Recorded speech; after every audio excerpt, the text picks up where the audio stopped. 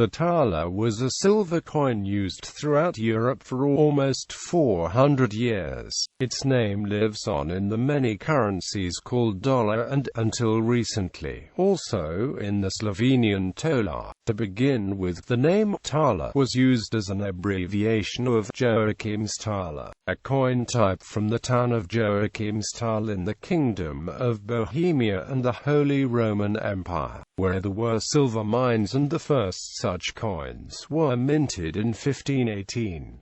The original thaler carried a lion for the coat of arms of the Kingdom of Bohemia on its reverse side, as well as the Dutch daalders, the leeuwendaalder. From an abbreviation of that name come those of three present-day Balkan currencies, the Romanian and Moldovan leu and the Bulgarian leu. Etymologically, Tal is German for valley. A thaler is a person or a thing for the valley. The Czech spelling was tolar. Many varieties of the term are used in different languages. In the 1902 spelling reform, the German spelling was changed from Tal and Thaler to Tal and Thaler, which however did not affect the spelling of thaler in English.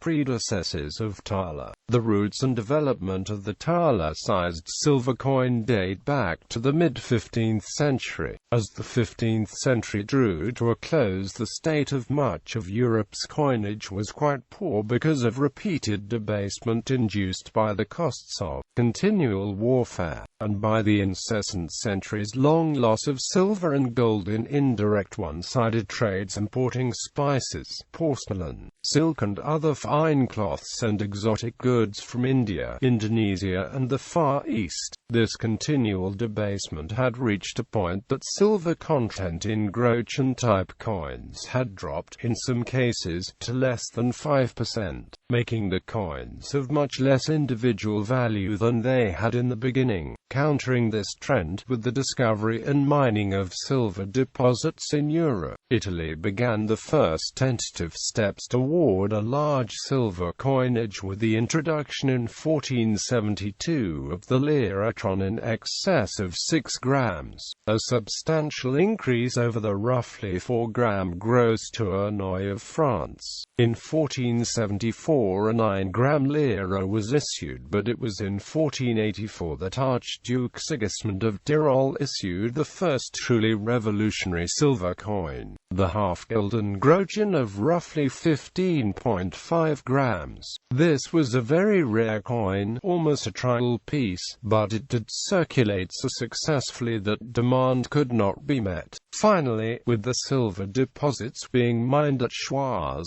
to work with and his mint at Hall, Sigismund issued, in 1486, large numbers of the first true thaler-sized coin, the gulden groschen. The gulden groschen, nicknamed the Guldener, was an instant and unqualified success. Soon it was being copied widely by many states who had the necessary silver. The engravers, no less affected by the Renaissance than were other artists, began creating intricate and elaborate designs featuring the heraldic arms and standards of the minting state, as well as brutally realistic, sometimes unflattering depictions of the ruler. First Bohemian thaler from Joachimsthal. By 1518, guldiners were popping up everywhere in Central Europe. In the Kingdom of Bohemia, then ruled together with Hungary by Louis II of the Jagiellonian dynasty, a guldener was minted, of similar physical size but slightly less fineness,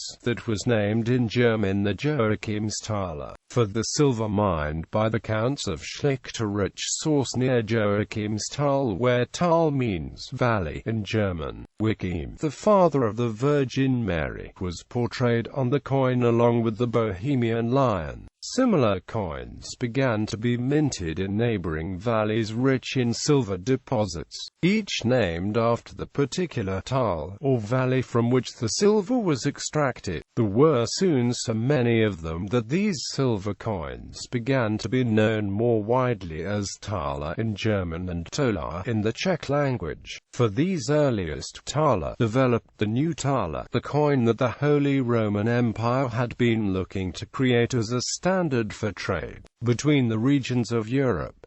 The original Joachimsthaler golden groschen was 1 ounce in weight. The empire's Reichsthaler was defined as containing 400.99 grains of silver and became the coin of account of the whole empire. In the 17th century, some Joachimsthalers were in circulation in the Tsardom of Russia, where they were called Yefimok, a distortion of the first half of the name.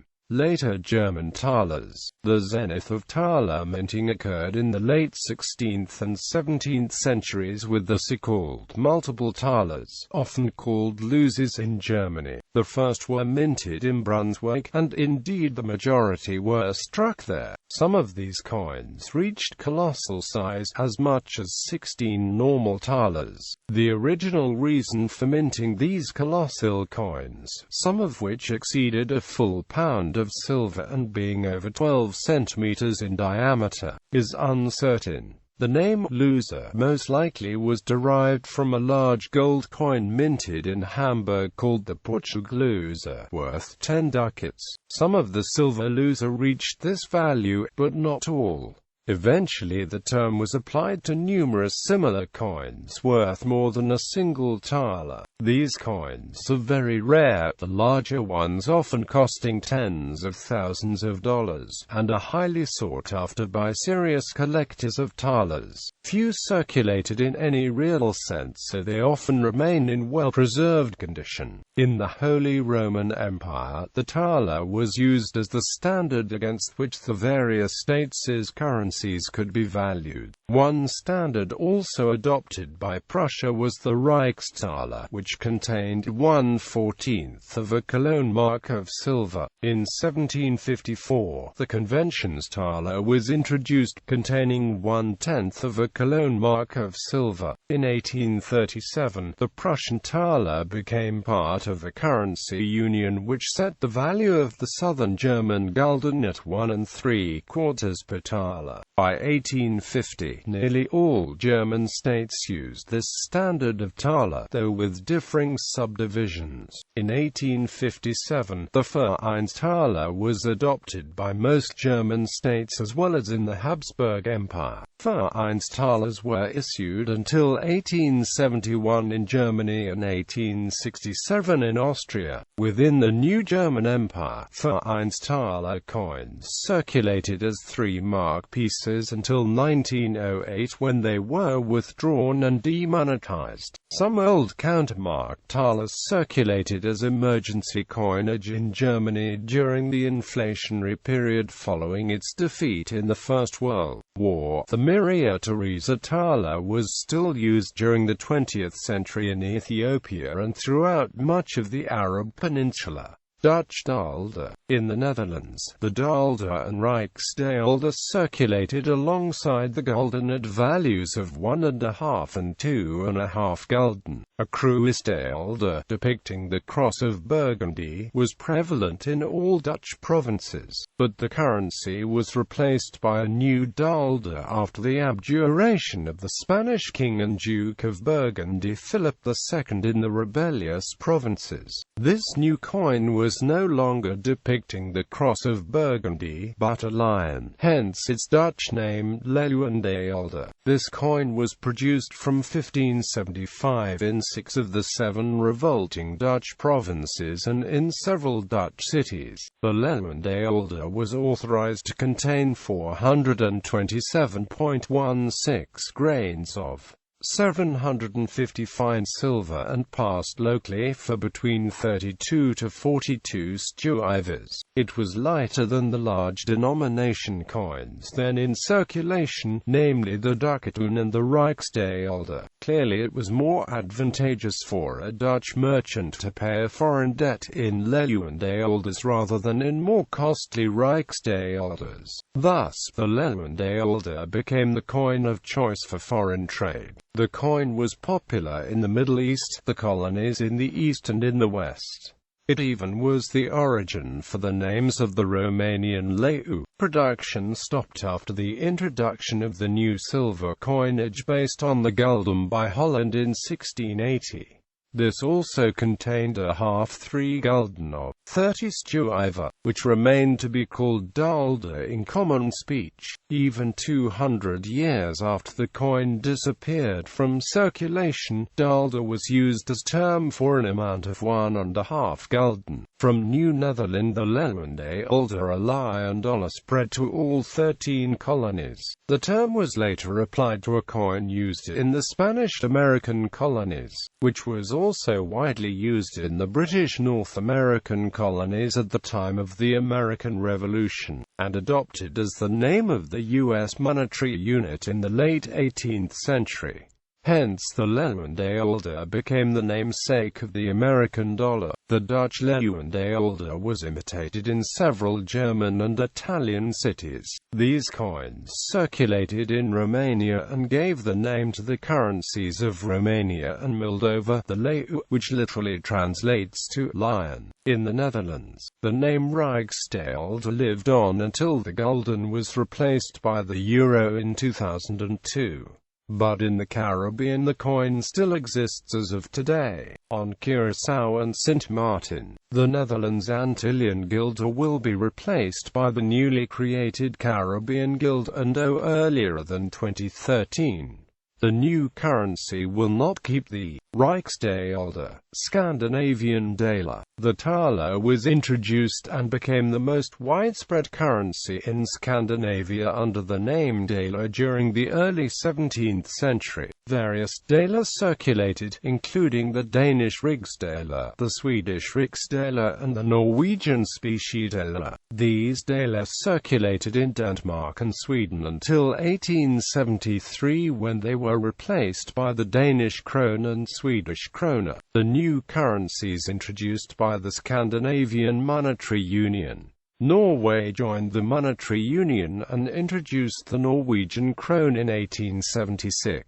Other thaler. As silver flooded into the European economy from domestic and overseas sources, thalers and thaler-sized coins were minted all over, with equivalent coins such as the crown, daalder, from which the English word dollar is derived, krona, and from 1598, the Spanish 8-real coin was minted, a coin which would later become known in some parts of the world as the peso. Indeed, in England the word dollar was in use for the thaler for 200 years before the issue of the United States dollar, and until the half-crown ceased to be used following decimalization in 1971. The term half a dollar could be heard for half a crown. In Switzerland and Germany, coins were minted to commemorate the Schützenfest shooting festival.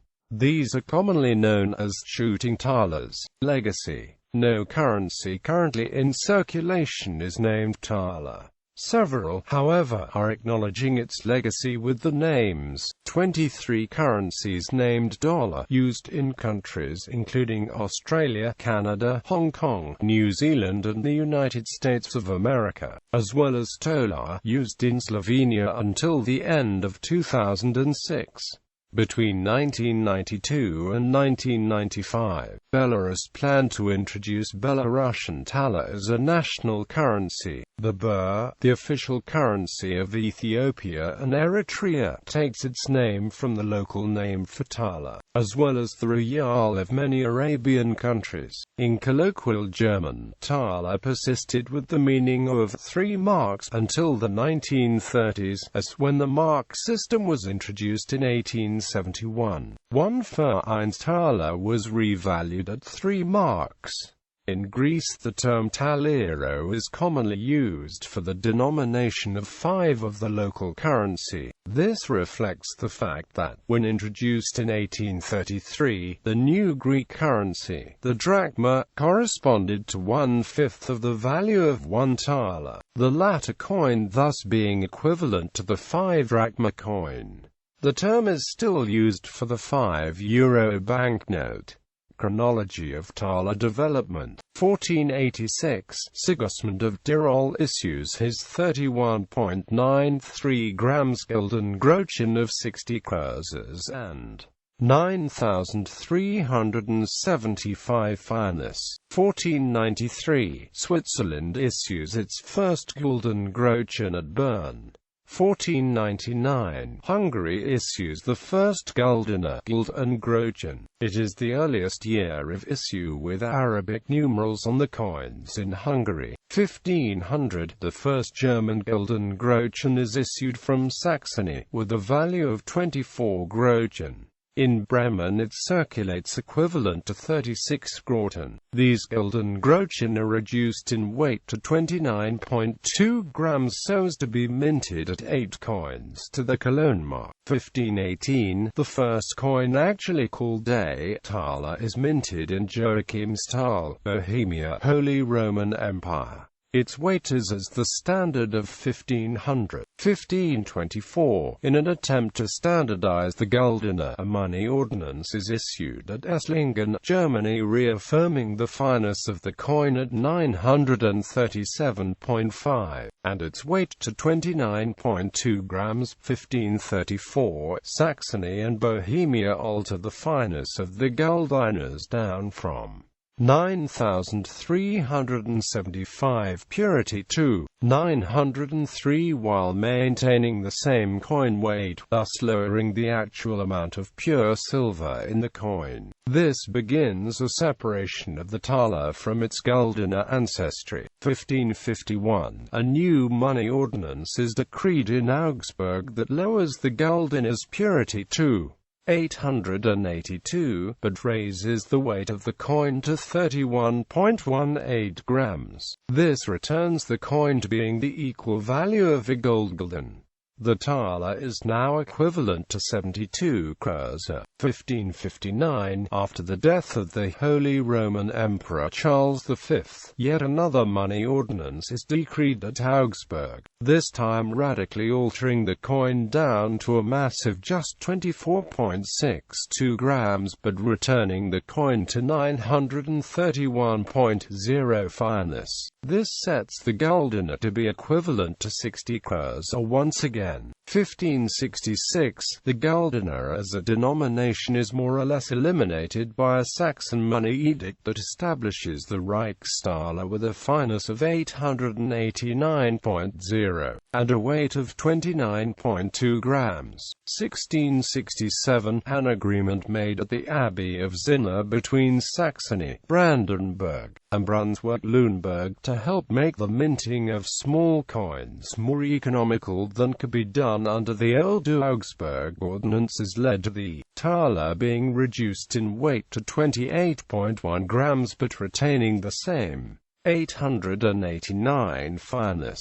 1690, the Leipzig Money Convention met to deal with the poor quality of coinage in Saxony, Brandenburg, and Brunswick. The agreement of 1667 had not solved the problem, so the thaler was again reduced in weight down to 25.9 grams. At this point 12 thaler are being minted to provide 1 Cologne mark of silver, up from 9 in 1500. 1750, this year saw yet another reduction in weight in the areas controlled by Prussia, Hesse, and Brunswick-Wolfenbüttel down to just 22.2 grams and a 750 fineness. 14 thalers are minted to contain 1 Cologne mark of silver. 1754, the monetary agreement between Austria and Bavaria in 1753 began the period of the convention's thaler. A thaler set at 10 to equal 1 Cologne mark of silver. Its weight was 28.0 grams with a fineness of 833. Over time this coin spread into a large portion of central and southern Germany. 1755, the Kronenthaler is first issued in areas controlled by the Habsburgs, especially in the Austrian Netherlands and southern Germany. It had a weight of 29.44 grams and a fineness of 873. 1857, the Vienna monetary contract finally eliminates the Cologne mark as a standard against which the silver coinage of Austria and Germany are reckoned, replacing it with a simple tariff of 500 grams. 34 thalers are set to be minted from this 500 grams standard. The coins weighed 18.5 grams and had a 900 fineness. They are set to equal 90 Austrian Kreuzer, 105 Bavarian Kreuzer, 30 Groschen, or 48 shilling depending on the minting region. 1872, the last thalers are minted in a few states, notably Saxony. 1908, the last circulating thalers were withdrawn and demonetized in Germany. Early years of 20th century, unsuccessful attempt to mint Maria Theresa thaler in Abyssinia. Starting in 1935, Italians mint the coin, still popular in the area.